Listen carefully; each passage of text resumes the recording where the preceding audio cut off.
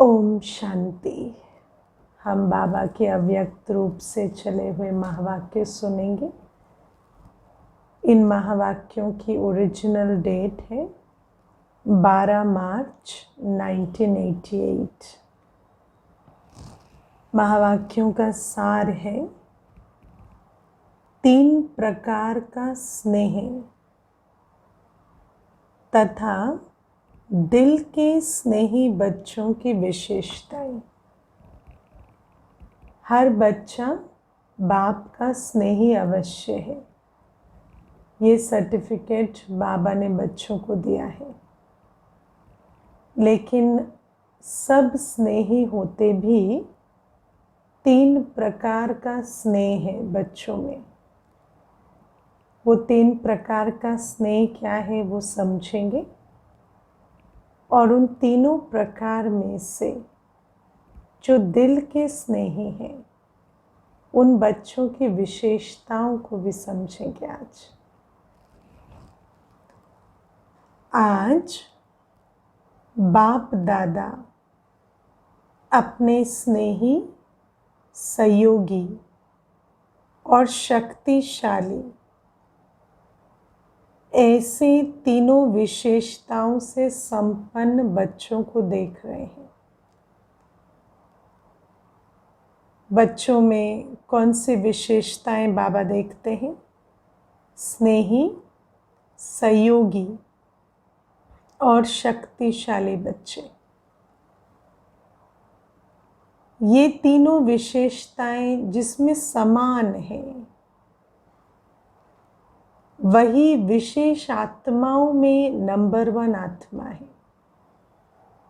हर बच्चा है तो विशेष, लेकिन बच्चों में भी जब ये तीनों विशेषताएं समान रूप से हैं, जितने ही स्नेही उतने ही सहयोगी और उतने ही शक्तिशाली, तो वो बच्चे विशेष आत्माओं में भी नंबर 1 आत्मा है। स्नेही भी हो और सदा हर कार्य में सहयोगी भी हो।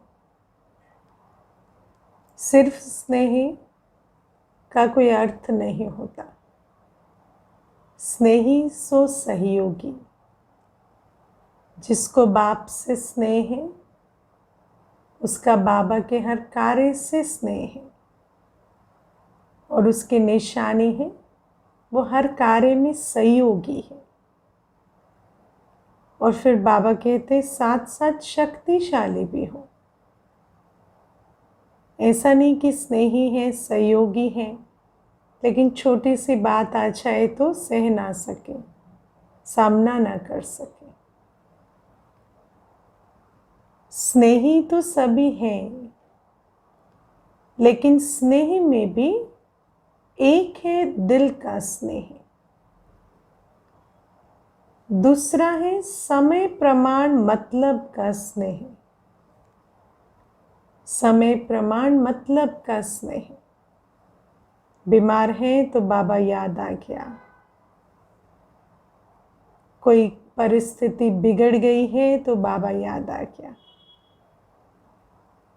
और तीसरा है मजबूरी के समय का स्नेह। एक है मतलब का स्नेह, दूसरा है मजबूरी के समय का स्नेह, और नंबर 1 में है दिल का सच्चा स्नेह। अब ये जो 2 है, मतलब के स्नेह और मजबूरी का स्नेह, इसको तो कहेंगे स्नेह, लेकिन फिर वो कोई यथार्थ स्नेह नहीं है। तो अब सुनते हैं जो दिल के स्नेही बच्चे हैं उनकी विशेषताएं। जो दिल का स्नेही है उसकी विशेषता ये होगी, वो सर्व संबंध और सर्व प्राप्ति सदा सहज और स्वतः अनुभव करेंगे।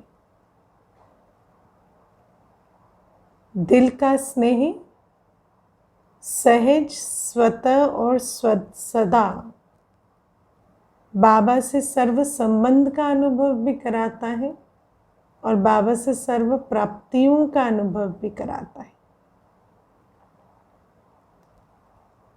एक संबंध की अनुभूति में भी कमी नहीं होगी। ऐसा नहीं कि चलो बाबा से शिक्षक का, पिता का तो संबंध बनाया है लेकिन साजन का नहीं बनाया। ऐसा नहीं, दिल के स्नेही बच्चों का बाबा के साथ हर संबंध का अनुभव है और सदा है। जैसा समय वैसे संबंध के स्नेह के भिन्न भिन्न अनुभव करने वाले, समय को जानने वाले और समय प्रमाण संबंध को भी जानने वाले होंगे।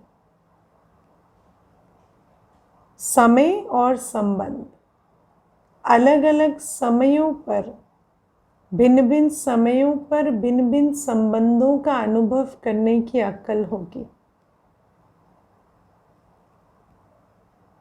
अब सुनो, समय प्रमाण संबंध का अनुभव कैसे होता है।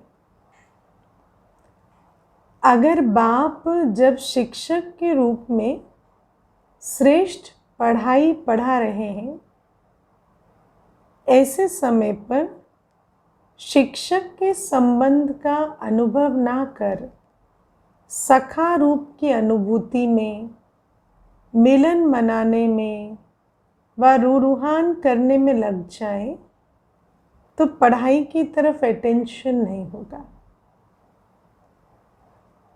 मुरली क्लास चल रही है और हम बाबा से मित्र का, संबंधी का, मित्र का अनुभव कर रहे हैं, सखा का अनुभव कर रहे हैं। नहीं, वो समय प्रमाण शिक्षक और शिक्षक का संबंध अनुभव कर और पढ़ाई पर अटेंशन देने का समय। पढ़ाई के समय अगर कोई कहे, अब दूसरी बात सुनो, पढ़ाई का समय चल रहा है, अगर कोई कहे कि मैं आवाज़ से परे स्थिति में बहुत शक्तिशाली अनुभव कर रहा हूँ, मुरली चल रही है और हम योग कर रहे हैं। हाँ, कई ऐसे होते हैं, मुरली चल रही है, आंखें बंद हैं, परमधाम में बैठे हैं और फिर वैसे तो कर नहीं रहे होते लेकिन कहेंगे हम तो बड़ी शक्तिशाली अनुभव का, आवाज़ से परिस्थिति का अनुभव कर रहे थे। तो बाबा कहते तो पढ़ाई के समय क्या वो राइट है? समय प्रमाण संबंध निभाना नहीं आता। जिस समय पढ़ने का समय है उस समय योग करने का समय नहीं है।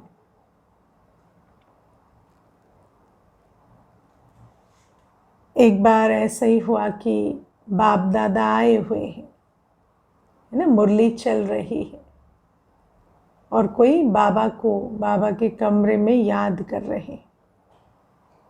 तो फिर यही इशारा दिया गया कि इस समय सम्मुख संबंध से सम्मुख मिलन मनाने का समय। इस समय याद में बैठने का समय नहीं है, सम्मुख बाबा के साथ रूहान कर कर साकार में मिलन मनाने का समय। तो जिस समय और जिस परिस्थिति में जैसे संबंध का अनुभव हमें करना चाहिए वो करने का भी अक्ल होना है। बाबा कहते जब बाप शिक्षक के रूप में पढ़ाई द्वारा श्रेष्ठ पद की प्राप्ति कराने आते हैं तो उस समय टीचर के सामने गॉडली स्टूडेंट लाइफ ही यथार्थ है। उस समय यथार्थ एक्यूरेट कर्म क्या है कि गॉडली स्टूडेंट बनकर बैठे जब बाबा पढ़ा रहे हैं। इसको कहा जाता है समय की पहचान प्रमाण, संबंध की पहचान और संबंध प्रमाण स्नेह के प्राप्ति की अनुभूति। जैसा समय वैसा एक्यूरेट संबंध बनाएंगे तो उससे प्राप्ति भी बहुत होगी।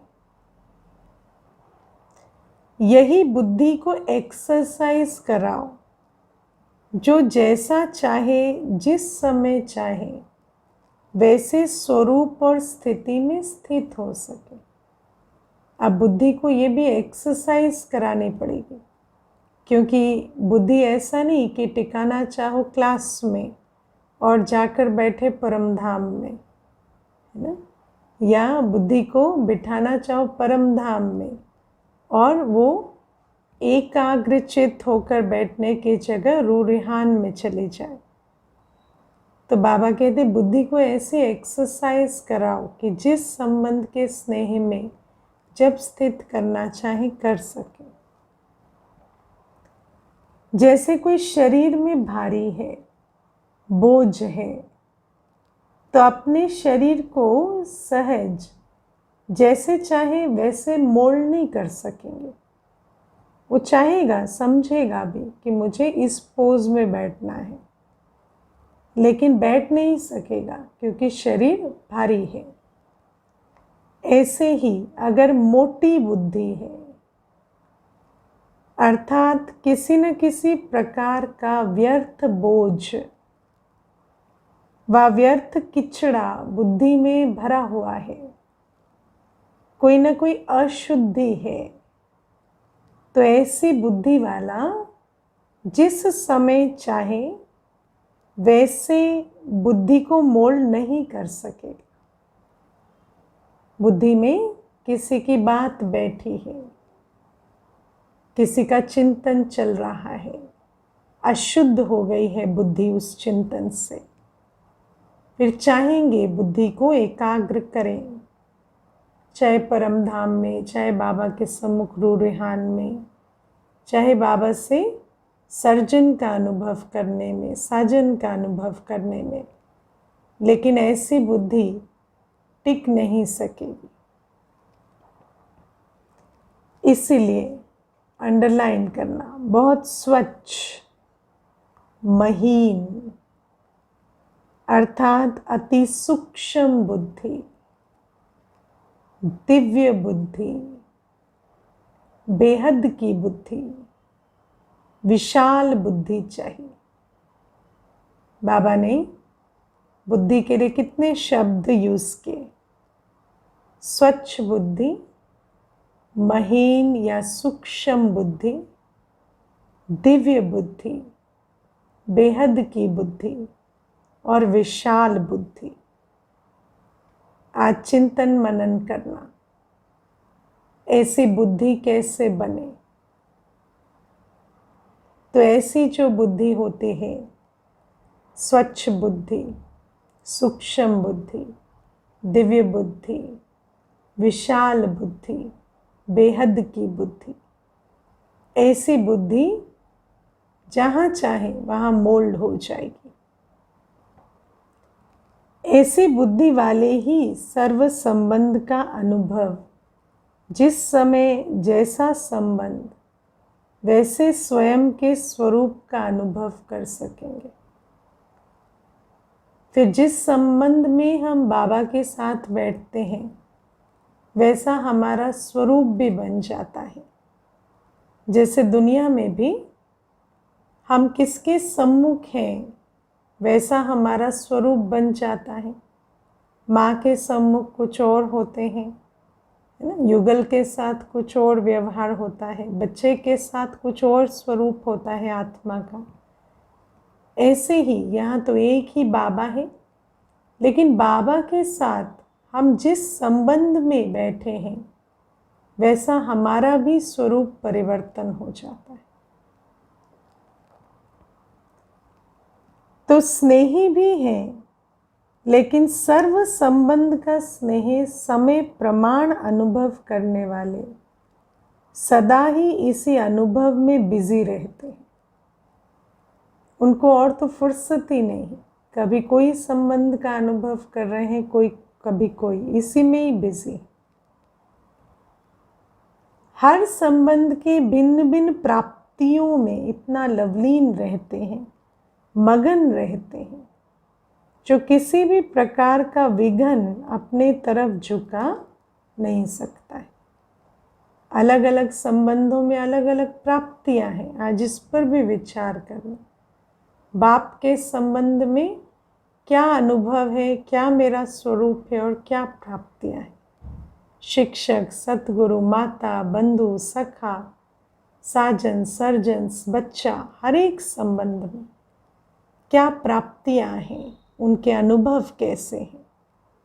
तो बाबा कहते जो ऐसे सर्व प्राप्तियों में लवलीन रहते हैं उनको कोई भी विघ्न अपनी तरफ झुका नहीं सकता। इसलिए स्वतः ही सहज योगी स्थिति का अनुभव करते। इसको कहा जाता है नंबर 1 यथार्थ स्नेही आत्मा। स्नेह के कारण ऐसी आत्मा को समय पर बाप द्वारा हर कार्य में स्वतः ही सहयोग की प्राप्ति होती रहती है। ऐसे स्नेही जो बाबा के लव में लवलीन रहते हैं, उनका कार्य अपना तो कुछ होता नहीं होगा, वो भी बाबा का ही कार्य हो जाता है। तो बाबा के कार्य में उनको सहयोग की प्राप्ति भी बहुत होती है। इस कारण स्नेह अखंड, अटल, अचल, अविनाशी अनुभव होता है। स्नेह रखते हैं तो बाबा के सहयोग का भी अनुभव होता है, और बाबा से सहयोग मिलता है तो स्नेह भी बढ़ता जाता है, एक वर्चुअस साइकिल बन जाता है। इसी से ही स्नेह अखंड, अटल, अचल बन जाता है, अविनाशी बन जाता है। समझा? हाँ, ऐसे हैं। कौन कौन है ऐसे सच्चे स्नेही बाबा के? हाँ, ये है नंबर 1 स्नेही की विशेषता। जो नंबर 1 स्नेही है वो अनुभव ज़रूर करते हैं कि उनका स्नेह अटल, अचल, अखंड और अविनाशी हो जाता है। स्नेह से सहयोग मिलता है और सहयोग फिर स्नेही बनाता है। दूसरे तीसरे का वर्णन की तो आवश्यकता ही नहीं है, क्योंकि सब अच्छी तरह से जानते हैं कि मतलब का स्नेह कैसा होता है, मजबूरी का स्नेह कैसा होता है। तो बाप दादा ऐसे स्नेही बच्चों को देख रहे थे। आदि से अब तक स्नेह एक रस रहा है। स्नेह एक रस है आदि से अब तक, या समय प्रमाण, समस्या प्रमाण व ब्राह्मण आत्माओं के संपर्क प्रमाण स्नेह बदलता रहता है ना। दूसरों के संपर्क में स्नेह बढ़ रहा है, घट रहा है। स्नेही आत्माओं के बीच स्नेह ज़्यादा हो गया, कोई दूसरे मिले तो उनके बीच स्नेह घट गया, ऐसा है। या स्नेह हमारा सदा एक रस रहा है। समय प्रमाण, समस्या प्रमाण, ब्राह्मण आत्माओं के संपर्क प्रमाण, स्नेह बढ़ता घटता तो नहीं, ऐसा बाबा देख रहे हैं। इसमें भी फर्क पड़ जाता है ना। आज स्नेह का सुनाया, फिर सहयोगी और शक्तिशाली तीनों विशेषता वाली आत्माओं का महत्व सुनाएंगे। तीनों ही जरूरी है। आप सब तो ऐसे स्नेही हो ना, सभी जो बैठे हैं ऐसे स्नेही हैं ना बाबा के। हाँ, प्रैक्टिस है ना, है प्रैक्टिस कि जब जहाँ बुद्धि को स्थित करना चाहो ऐसे कर सकते हो ना। कंट्रोलिंग पावर है। रूलिंग पावर तब आती है जब पहले कंट्रोलिंग पावर हो। हाँ, कंट्रोल ही नहीं कर सकेंगे तो रूल कैसे करेंगे। और जो स्वयं को ही कंट्रोल नहीं कर सकता वो राज्य को क्या कंट्रोल करेगा। इसलिए स्वयं को कंट्रोल में चलाने की शक्ति का अभ्यास अभी से चाहिए, तभी राज्य अधिकारी बनेंगे। पहले स्वयं को कंट्रोल कर सके, बुद्धि को जब चाहे, जहाँ चाहे, जिस संबंध में चाहे उसमें स्थित कर सके। ऐसे कंट्रोलिंग पावर वाले कल राज अधिकारी बनेंगे, समझा।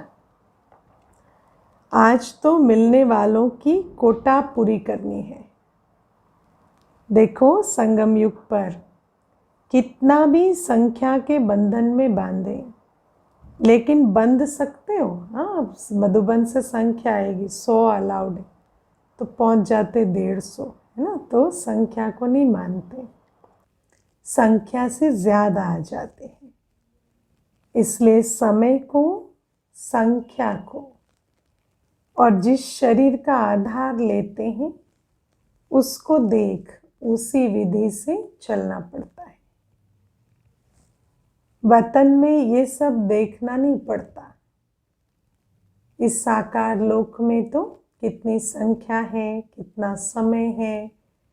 फिर दादी के तन में बाप दादा आधार लेते थे तो शरीर का भी स्वास्थ्य देखना पड़ता था।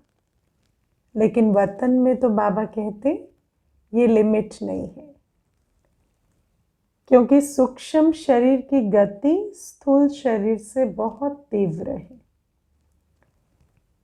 एक तरफ साकार शरीरधारी, दूसरी तरफ फरिश्ता स्वरूप, दोनों के चलने में कितना अंतर होगा। तो साकार शरीरधारी के चलन और फरिश्ते के चलन, है ना, कितनी स्पीड में अंतर है, अवस्था में अंतर है। फरिश्ता कितने समय में पहुंचेगा और साकार शरीरधारी कितने में पहुंचेगा, बहुत अंतर है। ब्रह्मा बाप भी सूक्ष्म शरीरधारी बन कितनी तीव्र गति से चारों ओर सेवा कर रहे हैं। बाबा भी अव्यक्त होने के बाद कोई हद नहीं रही। वही ब्रह्मा साकार शरीरधारी रहे और अब सूक्ष्म शरीरधारी बन कितना तीव्र गति से आगे बढ़ और बढ़ा रहे हैं। ये तो अनुभव कर रहे हो ना। हर एक अनुभव है कि बाबा के अव्यक्त होने के बाद सेवाएं कितनी तीव्र गति से बढ़ी। वही ब्रह्मा बाबा तब भी सेवा कर रहे थे, अब भी कर रहे हैं, लेकिन फरिश्ता बनने के बाद सेवाओं में तीव्र गति हो गई। सूक्ष्म शरीर की गति इस दुनिया के सबसे तीव्र गति के साधनों से तेज है। एक ही सेकंड में उसी समय अनेकों को अनुभव करा सकते हैं। फरिश्ते स्थिति से तो एक ही समय पर अनेकों को अनुभव करा सकते हैं। जो सब कहेंगे कि हमने इस समय बाप को देखा या बाप से मिले, हर एक समझेगा कि मैंने रूहान की, मैंने मिलन मनाया, मेरे को मदद मिली, है ना। अभी जो भी हम बाद में आए हैं बाबा के अव्यक्त होने के बाद, हर एक बच्चे को अपना निजी अनुभव होता है कि जैसे मैं मिलन मना रहा हूँ, और बाबा हर एक बच्चे को एक ही समय पर भिन्न भिन्न अनुभव करा पा रहे हैं, क्योंकि तीव्र गति के कारण एक ही समय पर हर एक को ऐसा अनुभव होता है जैसे मैंने किया। तो फरिश्ता जीवन बंधन मुक्त जीवन है ना। साकार जीवन में तो कितने बंधन हैं, यहाँ से वहाँ जाना है, टिकट नहीं मिली तो नहीं जा सकेंगे। फरिश्ते को तो कोई टिकट नहीं चाहिए, कहीं भी कभी भी जा सकते हैं। बल सेवा का बंधन है, लेकिन इतना फास्ट गति है। हाँ, सेवा का बंधन तो फरिश्ते स्थिति में भी है, क्योंकि बाबा तो फरिश्ते स्थिति में भी सदा सेवा के बंधन में रहे। लेकिन बाबा कहते इतना फास्ट गति है, जो जितना भी करे उतना करते हुए भी सदा फ्री है। गति फास्ट है तो सेवा भी बोझ नहीं लगती, जितना भी करे उतना करते हुए भी सदा फ्री है। जितना ही प्यारा उतना ही न्यारा। कराते सबसे हैं, लेकिन कराते हुए भी अशरीरी फरिश्ते होने के कारण सदा ही स्वतंत्रता की स्थिति का अनुभव होता है, क्योंकि शरीर और कर्म के अधीन नहीं है। कर्म बहुत सारा हो रहा है, सारे दिन में बहुत सेवा के निमित्त बनते हैं, लेकिन न शरीर के अधीन है न कर्म के अधीन है। शरीर के भी अधीन होते हैं और कर्म के भी अधीन होते हैं। कोई कर्म करते हैं, फिर कहेंगे मैंने किया, बहुत किया, आज बहुत हो गया, आज तो इतना कर लिया। फिर भले कर सकते हैं और, लेकिन कर्म के अधीन होकर इतने बोझिल हो जाते कि और करने की हिम्मत ही नहीं करते। तो बाबा कहते हैं ऐसे अधीनता से मुक्त फरिश्ता है। आप लोगों को भी अनुभव है कि जब फरिश्ते स्थिति से कोई कार्य करते हो तो बंधन मुक्त अर्थात हल्कापन अनुभव करते हो ना। और जो है ही फरिश्ता, लोक भी वो तो शरीर भी वो, तो क्या अनुभव होता होगा, जान सकते हो ना। अब हम तो फरिश्ता स्थिति का अनुभव इतना रमणीक करते हैं, और बाबा तो है ही फरिश्ता, शरीर भी फरिश्ते का, लोक भी फरिश्ते का, तो फिर उनका अनुभव कैसा होता होगा, जान सकते हो, है ना। तो अब अव्यक्त बाप दादा से पर्सनल मुलाकात, आज बाबा ने कहा सबसे मिलने का दिन है, तो बाबा मिल रहे हैं ग्रुप से। अपने आप को ऐसे अनुभव करना कि बिल्कुल सम्मुख बैठ बाबा से पर्सनल ये महावाक्य सुन रही हूँ। पहली पॉइंट, सदा बेफिक्र बादशाह हो ना। जब बाप को जिम्मेवारी दे दी तो फिक्र किस बात की। जब अपने ऊपर जिम्मेवारी रखते हो तो फिर फिक्र होता है क्या होगा, कैसे होगा। और जब बाप के हवाले कर दिया तो फिक्र किसको होना चाहिए, बाप को या आपको। तो बाबा को क्या देना है, कार्य नहीं दे देना है, जिम्मेवारी दे देनी है। कार्य निमित्त बन करना है, जिम्मेवारी बाबा को दे देनी है। तो जिम्मेवारी संभालने वाले को फिक्र होता है, हम करने वाले को नहीं होता। और फिर बाबा कहते बाप को फिक्र तो हो नहीं सकता, बाप तो सागर है, उसमें फिक्र रहेगा ही नहीं। सागर में तो सब कुछ मर्ज हो जाता है ना, तो बाबा के पास फिक्र रहेगा नहीं। तो बाप भी बेफिक्र और बच्चे भी बेफिक्र हो गए। तो जो भी कर्म करो, कर्म करने से पहले ये सोचो मैं ट्रस्टी हूं। ट्रस्टी काम बहुत प्यार से करता है, लेकिन बोझ नहीं होता है। ट्रस्टी बने हैं कभी किसी चीज की ना, ट्रस्टीशिप की वृत्ति रखनी। ट्रस्टी की विशेषता क्या है, वो काम बहुत प्यार से करता है, लेकिन उसको बोझ नहीं होता, क्योंकि दूसरे का है ना, वो संभाल रहा है। ट्रस्टी का अर्थ है सब कुछ बाप तेरा। अभी अपनी जीवन में ये धारणा करनी, बाबा सब कुछ तेरा,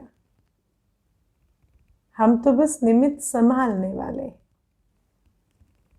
तो तेरे में प्राप्ति भी ज्यादा है और हल्के भी रहेंगे, काम भी अच्छा होगा, क्योंकि जैसी स्मृति होती है वैसी स्थिति होती है। तेरा है, तेरे निमित्त करेंगे तो तेरी याद भी रहेगी, और बाबा की स्मृति है तो स्थिति अच्छी है तो काम भी अच्छा होगा, और हल्के भी रहेंगे और प्राप्ति भी ज्यादा होगी, क्योंकि बाबा तो दाता है, तो एक का पदम गुणा रिटर्न भी मिलेगा। तेरा माना बाप की स्मृति रहेगी ना, क्योंकि मालिक की हमेशा याद रहती है कार्य करते हुए। कोई रिवाजी महान आत्मा नहीं है, बाप है। तो जब तेरा कह दिया तो कार्य भी अच्छा और स्थिति भी सदा बेफिक्र। जब बाप ऑफर कर रहा है कि फिक्र दे दो, फिर भी अगर ऑफर नहीं मानेंगे तो क्या कहेंगे? बाबा ऑफर कर रहे हैं, फिर भी ऑफर नहीं मानेंगे तो क्या कहेंगे? बाप की ऑफर है, बोझ छोड़ो। देखो बाबा कितनी ऑफर कर रहे हैं, है ना?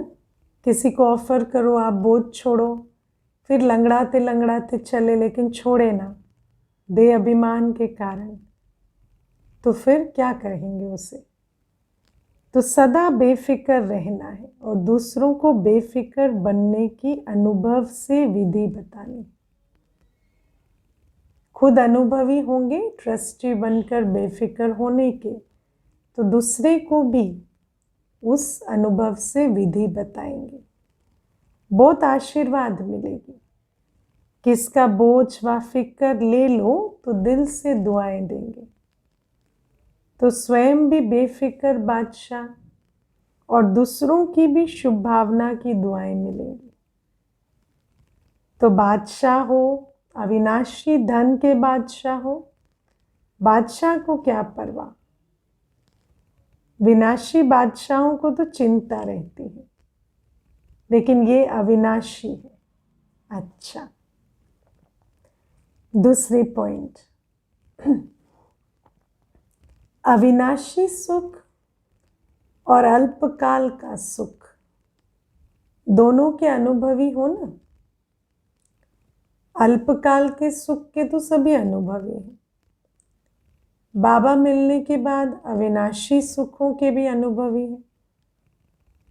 कल भी बाबा ने ज्ञान की खुशी की बात की। अविनाशी सुख क्या है, बेहद के सुख क्या है, आत्मिक सुख क्या है, उसके भी सभी अनुभवी बैठे हैं। अल्पकाल का सुख है स्थूल साधनों का सुख, और अविनाशी सुख है ईश्वरीय सुख, बाबा का बनने का सुख, बाबा से संबंध का अनुभव करने का सुख, बाबा से जो ज्ञान गुणों की प्राप्ति हुई उनका सुख।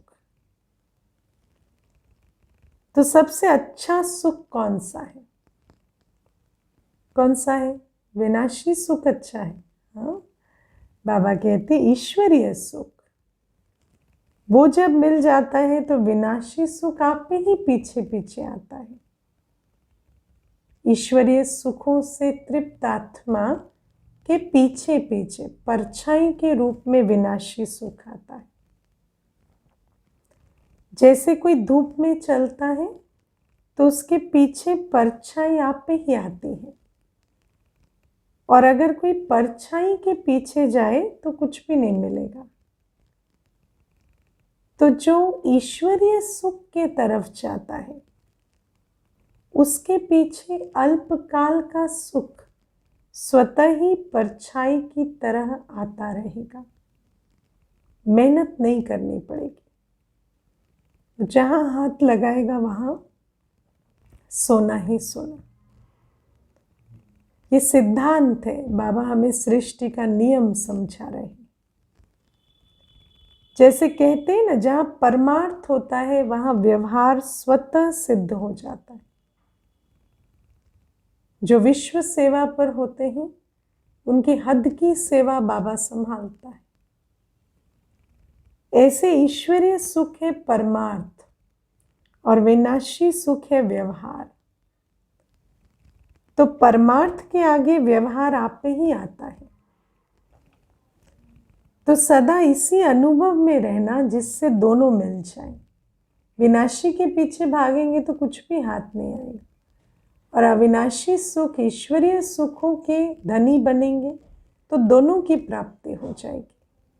बाबा कहते फॉर्मूला याद रखना, नहीं तो एक मिलेगा और वो भी विनाशी होगा, कभी मिलेगा कभी नहीं मिलेगा, क्योंकि चीज ही विनाशी है, उससे मिलेगा ही क्या। जब ईश्वरीय सुख मिल जाता है तो सदा सुखी बन जाते हैं। दुख का नाम निशान नहीं रहता। ईश्वरीय सुख मिला माना सब कुछ मिला, कोई अप्राप्ति नहीं रहती। अविनाशी सुख में रहने वाला विनाशी चीजों को न्यारा होकर यूज करेगा, फंसेगा नहीं। और जिसको कोई अप्राप्ति नहीं, वो कहीं अटके लटकेगा नहीं। विनाशी सुख उसके आसपास जैसे थालियां भर भर कर अपने को ऑफर करेंगे, लेकिन वो उनमें अटकेगा नहीं, फंसेगा नहीं, क्योंकि अंदर भरपूर है। अच्छा, तीसरी पॉइंट सुन रहे हो? बेफिक्र बादशाहों, है ना, अविनाशी सुखों के धनवान बच्चे। बाबा कहते सदा अपने को कल पहले वाले विजयी पांडव समझते हो। समझते हो कि समझते हो मेहनत कर रहे, पता नहीं विजय होगी या नहीं। या हम कल्प कल्प के विजयी पांडव हैं, इस नशे में रहते हैं। जब भी पांडवों के यादगार चित्र देखते हो तो ऐसे लगता है कि ये हमारा यादगार है। देखते हो ना चित्र पांडवों के, बड़े बड़े चित्र बनाते हैं तो लगता है ये हमारा यादगार है। तो पांडव अर्थात सदा मजबूत रहने वाले, इसलिए पांडवों के शरीर लंबे चौड़े दिखाते हैं, कभी कमजोर नहीं दिखाते। लेकिन दे अभिमानियों को तो ये नहीं पता ना कि पांडवों की मजबूती कोई शरीर की मजबूती नहीं थी, वो आत्मा की मजबूती थी। लेकिन ना जानने के कारण वो शरीर को ही मजबूत बना देते। आत्मा बहादुर है, शक्तिशाली है, उसके बदले में शरीर शक्तिशाली दिखा दिए। पांडवों की विजय प्रसिद्ध है। कौरव अक्षौणी होते भी हार गए और पांडव 5 होते भी जीत गए। क्यों विजयी बने? क्योंकि पांडवों के साथ बाप है। पांडव शक्तिशाली है, आध्यात्मिक शक्ति है। कौन सी शक्ति है? आध्यात्मिक शक्ति, क्योंकि बाबा आत्मिक शक्ति का दाता है। इसलिए अक्षौणी कौरवों की शक्ति उनके आगे कुछ भी नहीं है। ऐसे हो ना, कोई भी सामने आए, माया किस रूप में भी सामने आए, चाहे कितना भी भयानक रूप हो, चाहे कितना भी लुभावना रूप हो, तो वो भी हार खाकर जाए, जीत ना सके। इसको कहते हैं विजयी पांडव। कितना भी ऐसा भी लगे कि शरीर छूटने वाला है, बड़ी से बड़ी बात आ जाए, लेकिन कभी भी आत्मा का बल कम ना हो। मैं विजयी पांडव। कभी भी ऐसा ना लगे क्या होगा, लॉस तो नहीं हो जाएगा, नहीं। विजयी पांडव का नशा रहे। माया कितनी भी चौखट तक आ जाए, बिल्कुल डराए, लेकिन ना डरने वाले, ऐसे विजयी हैं।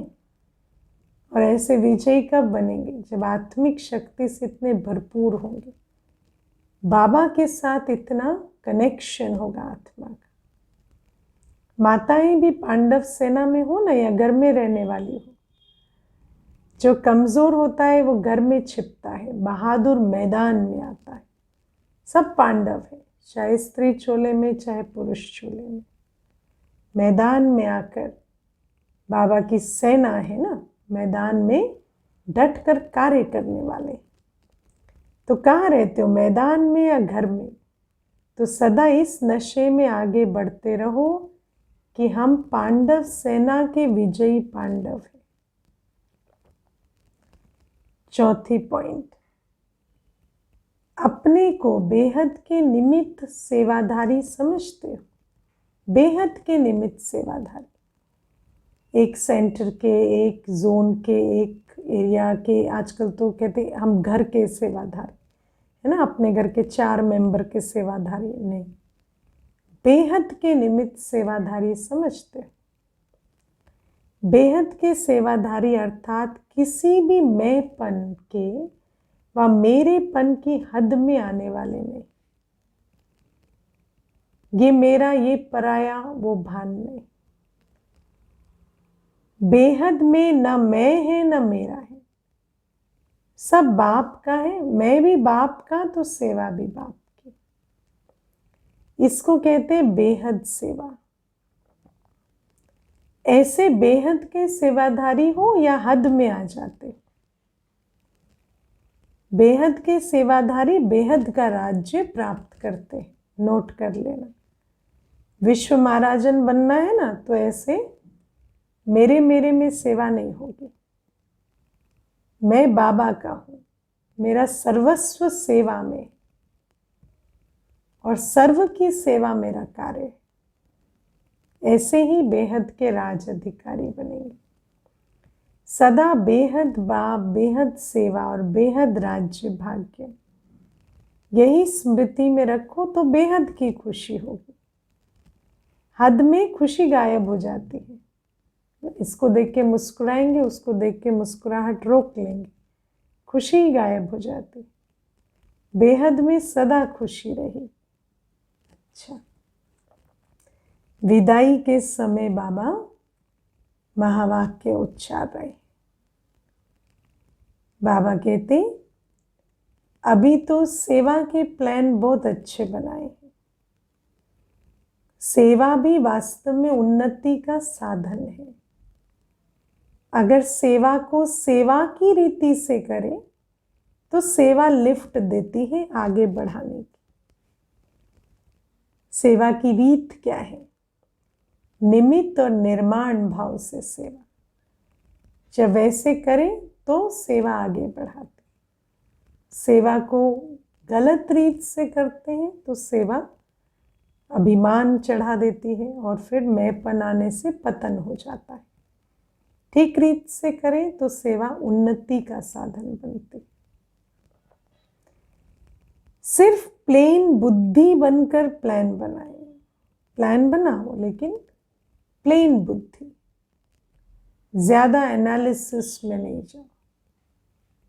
प्लेन बुद्धि बनकर प्लान बनाओ। जरा भी कुछ यहां वहां का मिक्स ना हो। जैसे कोई बढ़िया चीज बनाकर रखो और यहां वहां की हवा से कुछ किचड़ा पड़ जाए तो क्या हो जाएगा? इतनी बढ़िया चीज बढ़िया नहीं रही ना फिर। ऐसे ही सेवा में बाबा की प्रेरणा हो, बाबा से मिली शक्ति का भरोसा हो। यहां वहां की बातों के संकल्पों से प्लान में विघन पड़ जाता है तो संभाल कर रखते हैं तो यहां वहां का कुछ भी मिक्स नहीं हो जाए। ऐसे सेवा के प्लान अच्छे बनाते हैं। सेवा में मेहनत नहीं लगती, खुशी होती है क्योंकि लगन से करते हैं। उमंग उत्साह भी अच्छा रखते हैं। बाप दादा सेवा का उमंग देख करके खुश भी होते हैं। सिर्फ मिक्स ना हो तो जितने समय में सेवा हुई है उससे 4 गुना हो सकती। बाबा कहते बच्चे जितनी मेहनत कर रहे हैं उससे 4 गुना सेवा हो जाती यदि वो थोड़ा सा जो मिक्स हो जाता है वो ना होता। प्लेन बुद्धि फास्ट गति की सेवा को प्रत्यक्ष दिखाएगी। अभी फिर भी सोचना पड़ता है कि ये करें ये ना करें, ये तो नहीं होगा वो तो नहीं होगा। अभी भी लॉजिकल माइंड को यूज करते हैं, लॉजिकल ब्रेन को यूज करते हैं। प्लेन बुद्धि माना जिस बुद्धि की तार बाबा से जुड़ी, उस बुद्धि से सेवा नहीं करते। लेकिन सब एक बुद्धि हो जाए, जिसने किया वो अच्छा, जो किया वो अच्छा। तेरे मेरे का भान खत्म हो जाए। उसने किया या मैंने किया, उससे बिल्कुल अंतर ना पड़े। ये पाठ पक्का हो जाए तो तीव्र गति की सेवा आरंभ हो जाए, एक बुद्धि हो जाए, प्लेन बुद्धि हो जाए, संकल्पों विकल्पों को बिल्कुल समाप्त कर दे, प्लेन बुद्धि बनकर बाबा की टचिंग से सेवा करें। और सेवा में भी इसने किया या उसने किया अंतर खत्म हो जाए तो सेवा कितनी जोर भर दे। वैसे पहले से सेवा की गति तीव्र हो रही है, बढ़ रही है, सफलता भी मिल रही है, लेकिन अभी के हिसाब से, विश्व की आत्माओं को संदेश देने के हिसाब से तो अभी कोने तक पहुंचे। बाबा कहते पूरे विश्व की सेवा करनी है, उस हिसाब से सेवा अभी नहीं हुई। कहाँ 550 करोड़ आत्माएं, और अभी तो कितनी बढ़ गई है ना। और कहाँ संदेश पहुंचा होगा तो 1 करोड़ 2 करोड़ तक, बाकी कितने पड़े हैं। हाँ, ये राजधानी के नज़दीक वाले पहुंच गए हैं, लेकिन चाहिए तो सब, है ना। पर्दा खुलने से पहले तो हर एक तैयार चाहिए। सिर्फ राजा रानी कॉस्ट्यूम में आ जाएंगे तो नहीं होगा ना, सभी तैयार चाहिए। वर्षा तो सबको देना है ना, चाहे मुक्ति दो चाहे जीवन मुक्ति दो, लेकिन देना तो सबको है। एक भी बाप का बच्चा वंचित तो नहीं रह जाए, इतनी रहमदिली है। समझते हैं कि हमें निमित्त बनाए हैं बाबा ने, विश्व की हर आत्मा, हमारे हर हमजिन्स को हम वर्षे का अधिकारी बनाए, चाहे मुक्ति चाहे जीवन मुक्ति। कैसे भी बाप के वर्षे के अधिकारी तो बनना ही है, चाहे किसी भी विधि से संदेश सुने, इसके लिए चाहिए तीव्र गति। ये भी समय आ रहा है, होती जाएगी, लेकिन करेंगे तो होगी ना। बाबा संकल्प का बीज बो रहे हैं, उसको उमंग उत्साह का पानी डालेंगे तब तो होगी सेवा। अभी धीरे धीरे सभी धर्म वाले अपनी बातों में मोल्ड हो रहे हैं। पहले कट्टर रहते थे, अभी मोल्ड हो रहे हैं। चाहे क्रिश्चियन है चाहे मुस्लिम है, लेकिन भारत की फिलॉसफी को अंदर से रिगार्ड देते हैं, क्योंकि भारत की फिलॉसफी में सब प्रकार की रमणीकता है, ऐसे और धर्मों में नहीं है। देखो, भारत की फिलॉसफी में हर प्रकार की रमणीकता है, कहानियों की रीति से, ड्रामा की रीति से भारत की फिलॉसफी का जिस प्रकार से वर्णन करते हैं वैसे और धर्मों में कहाँ भी नहीं है। इसलिए जो एकदम कट्टर रहे हैं वो भी अंदर अंदर समझते हैं कि भारत की फिलॉसफी, उसमें भी आदि सनातन फिलॉसफी कम नहीं, उसमें भी जो जिस बात में साकार को मानने की बात आएगी नहीं मानेंगे, लेकिन जहाँ पर आदि सनातन फिलॉसफी आती है, जहाँ निराकार की बात आती है, जहाँ अध्यात्म की बात आती है, तो सभी मानते हैं। वो भी दिन आ जाएंगे जो सब कहेंगे कि अगर फिलॉसफी है तो आदि सनातन धर्म की है। हिंदू शब्द से बिगड़ते हैं, लेकिन आदि सनातन धर्म को रिगार्ड देते हैं। गॉड एक है तो धर्म भी एक है, हम सबका धर्म भी एक है। गॉड एक है तो धर्म भी एक है, क्योंकि गॉड तो धर्म स्थापन कर रहे हैं ना, आदि सनातन धर्म। तो गॉड की फिलॉसफी भी एक है और उससे स्थापन होने वाली धारणाएं भी एक है। ये धीरे धीरे आत्मा के धर्म की तरफ आकर्षित हो जाएंगे। बाबा कहते हैं हर आत्मा, क्योंकि बाबा की संतान है, तो धीरे धीरे धर्मों के पर्दे के पार देख सकेंगे और एक हो ही जाएंगे। अच्छा, चारों ओर के सर्व दिल के स्नेही बच्चों को, सदा दिव्य विशाल बेहद बुद्धिमान बच्चों को सदा ब्रह्मा बाप समान फरिश्ता स्थिति का अनुभव कर तीव्र गति से सेवा में, स्वोन्नति में सफलता प्राप्त करने वाले, सदा सहयोगी बन बाप के सहयोग का अधिकार अनुभव करने वाले, ऐसे विशेष आत्माओं को समान बनाने वाली महान आत्माओं को बाप दादा का याद, प्यार और नमस्ते।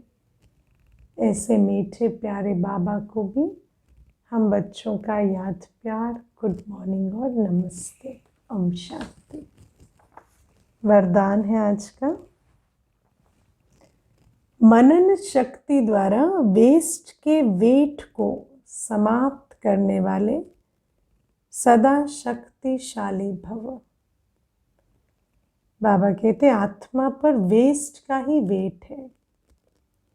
वेस्ट संकल्प, वेस्ट वाणी,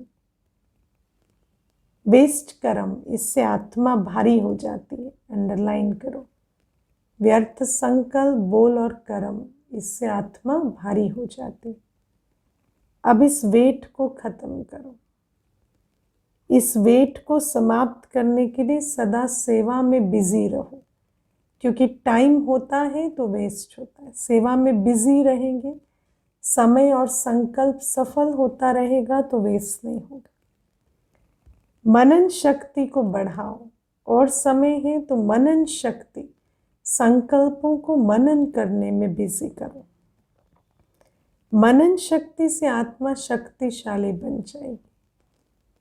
जैसे भोजन हजम करने से खून बनता है, फिर वो शक्ति का काम करता है, ऐसे मनन करने से आत्मा की शक्ति बढ़ती।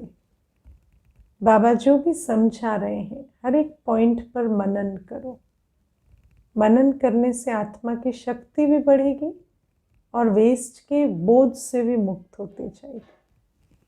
स्लोगन है, जो अपने स्वभाव को सरल बना लेते हैं उनका समय व्यर्थ नहीं जाता। सरल स्वभाव नहीं होता तो फिर ऐसे क्यों, ये क्यों, वो क्यों की क्यों लग जाती है। और सरल स्वभाव, एक्सेप्टिंग नेचर, इजी नेचर, तो फिर समय व्यर्थ नहीं जाता और ना ही संकल्प जाता है। ओम शांति।